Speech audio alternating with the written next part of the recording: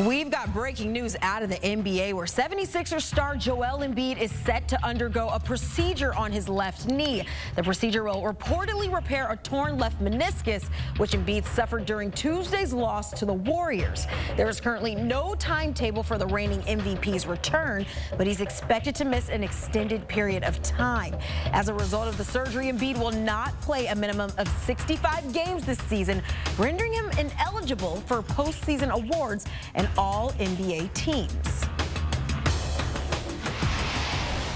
We welcome in CBS Sports NBA insider Bill Reiter on the heels of the news surrounding Embiid's injury. And Bill, I just want to start with the overarching topic. What was your initial reaction to the news? Because we saw the fall on the knee during that game against the Warriors. We knew surgery was on the table, but is this how you expected things to go considering the nature of this injury?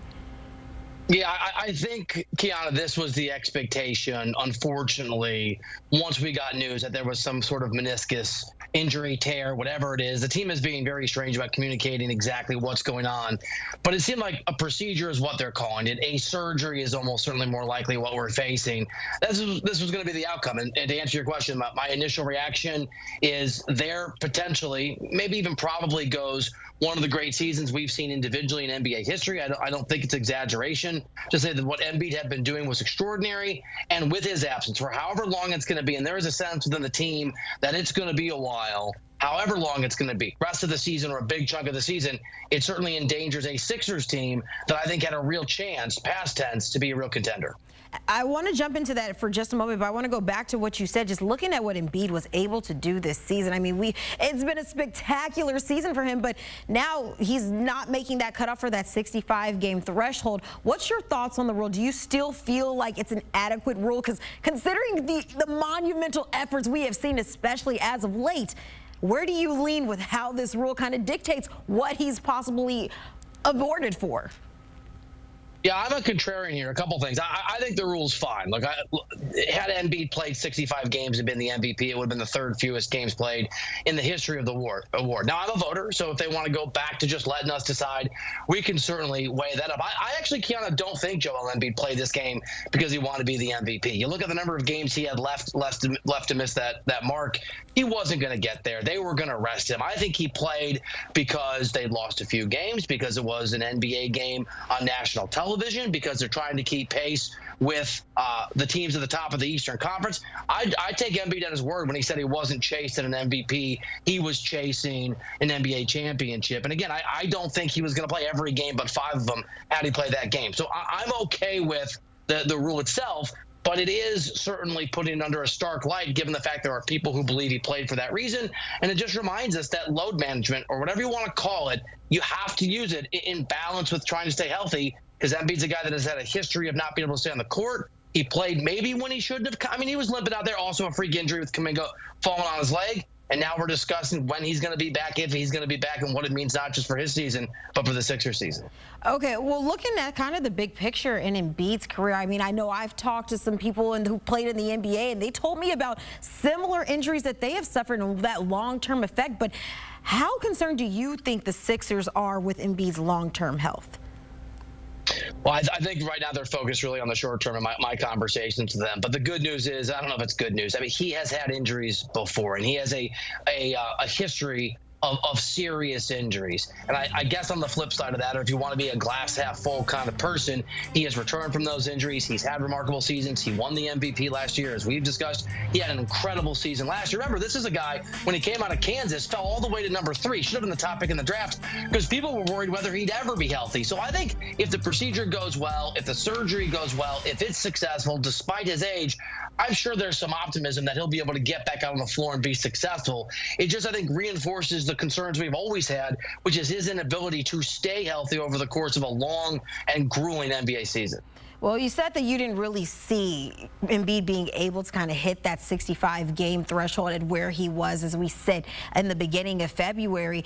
But now looking at the MVP race, now Nikola Jokic is now the heavy favorite. What's your thoughts on who might be the MVP frontrunner, or what might transpire over the next couple of months?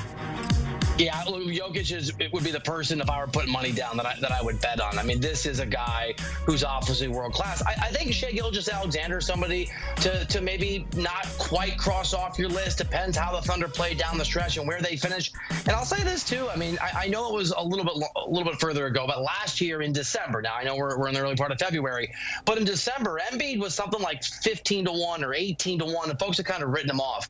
So teams can make surges and narratives can change. Are the Knicks going to win the Eastern Conference? Probably not, but if they do, keep an eye on Jalen Brunson. Are the Bucks going to figure it out and go on an incredible tear at the end of the season, maybe look like the best team in the NBA? Maybe not, but if they do, keep an eye on Giannis. So I still think this award's very much in play, but right now, front runner, the most likely candidate, as you said, is Nikola Jokic in Denver. All right, well, one last thing, Bill. Just looking at where the Sixers sit right now, they entered Sunday sitting 5th in the East.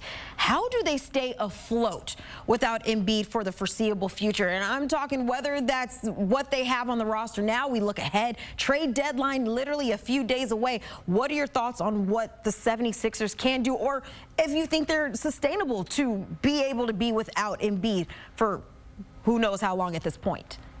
Yeah, let's say that it's an extended period of time that you don't have Joel Embiid.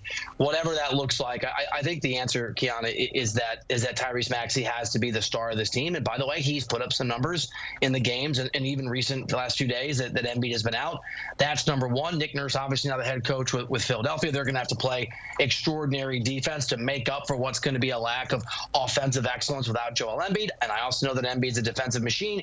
The real answer is there's no easy answer. You take Giannis off the Bucks, you take Jokic off the Nuggets, you take LeBron or AD off the Lakers. Lakers aren't even good right now. You take Doncic off of that Mavs team. You take any of the top 10, 15 players in the game, the best players on any team, off of that team, and they're not going to be as good. So maybe there's a Band-Aid. You reference the trade deadline that the Sixers will decide to go out and add for their front court, somebody with some size. But the reality is there's nothing they can get. There's no other Joel Embiid. They're going to have to trudge along. And they're really, I think the answer is you try to be as good as you can be. You built up a little bit of a safety net in terms of falling out of the playoffs at least. You try to get into the playoffs. You try to avoid the play-in. You try to play as well as you can. And you hope, and we're waiting on this news, that Embiid's return is at some point in the postseason. And if it's an if, he comes back, you can reclaim the form that you had before he got this injury. Like you said, there is no Band-Aid to be able to replace a talent like Joel Embiid, but the Sixers certainly going to try to continue to kind of dominate the East in some way, form, or fashion. Trade deadline set for February 8th, so coming up soon. So we'll be on standby to see what the Sixers do in the meantime. Bill Reiter, I appreciate the insight. Thank you so much.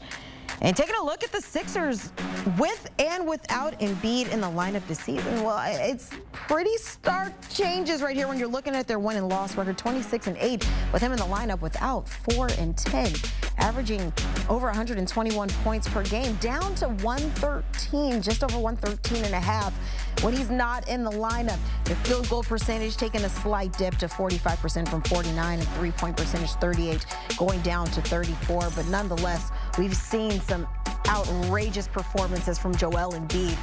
It's going to be tough for the 76ers to be able to bounce back with such a talent like that on the roster. But as of now, out for the foreseeable future with that surgery. It'll be interesting to watch as we will be following along to see how they recoup with Embiid on the sideline.